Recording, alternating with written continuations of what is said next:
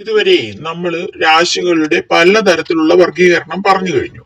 ഇനി മറ്റൊരു വർഗീകരണമാണ് ക്രൂര സൗമ്യ രാശി, cruel and kind signs.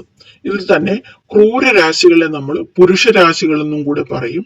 Soumya രാശികളെല്ലാം തന്നെ സ്ത്രീ രാശികളായിട്ടാണ് കണക്ക് കൂട്ടിയിരിക്കുന്നത്. മേടം തൊട്ട് എണ്ണുകയാണെങ്കിൽ ഒന്നിടവിട്ടുള്ള രാശികൾ അല്ലെങ്കിൽ എല്ലാ ഒറ്റ സംഖ്യാ രാശികളും ക്രൂര രാശികളാണ്. ഇവ കഠിന സ്വഭാവത്തെയും വീര്യത്തെയും സൂചിപ്പിക്കുന്നു. ഇവർക്ക് കുറച്ച് ദേഷ്യം കൂടുതലായിരിക്കും. മേടം, മിഥുനം, ചിങ്ങം, തുലാം, ധനു, കുംഭം ഇവ ക്രൂര രാശികൾ അല്ലെങ്കിൽ പുരുഷ രാശികളാണ്. ഇടവം, കർക്കിടകം, കന്നി, വൃശ്ചികം, മകരം, മീനം ഇവ സൗമ്യ രാശികളാണ്. ഇവ സ്ത്രീ രാശികളും കൂടി ആണ്. അതായത് എല്ലാ ഇരട്ടസംഖ്യാ രാശികളും 2, 4, 6, 8, 10, 12 ഇവ ശാന്തതയെയും സൗഷ്ണതയെയും സൂചിപ്പിക്കുന്നത് കൊണ്ട് തന്നെ ഇവ സൗമ്യ രാശികളെന്ന് അറിയപ്പെടുന്നു. അപ്പോൾ ഈ രാശികളിൽ ചന്ദ്രനും ലഗ്നവും സൂര്യനും വരികയാണെങ്കിൽ തീർച്ചയായിട്ടും അവർ നല്ല ശാന്ത സ്വഭാവമുള്ളവരായിരിക്കും.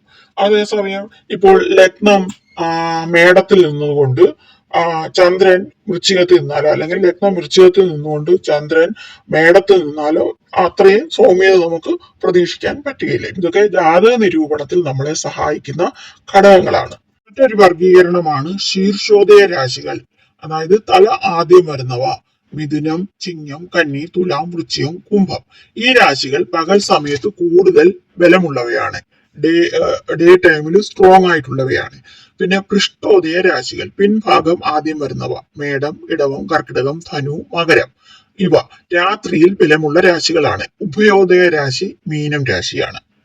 ചരസ്ഥിര ദ്വിസ്വഭാവ രാശികൾ അത് ഫലനിർണ്ണയത്തിൽ വളരെ പ്രധാനപ്പെട്ടതാണ്. അതായത് നമ്മുടെ ജോലി സ്ഥലവും അങ്ങനെയൊക്കെ കണ്ടുപിടിക്കുന്നതിൽ വളരെയധികം സഹായിക്കുന്നതാണ്. ചരരാശികൾ മേടം, കർക്കിടകം, തുലാം, മകരം ഇത് മാറ്റങ്ങളെയും യാത്രകളെയും സൂചിപ്പിക്കുന്നു.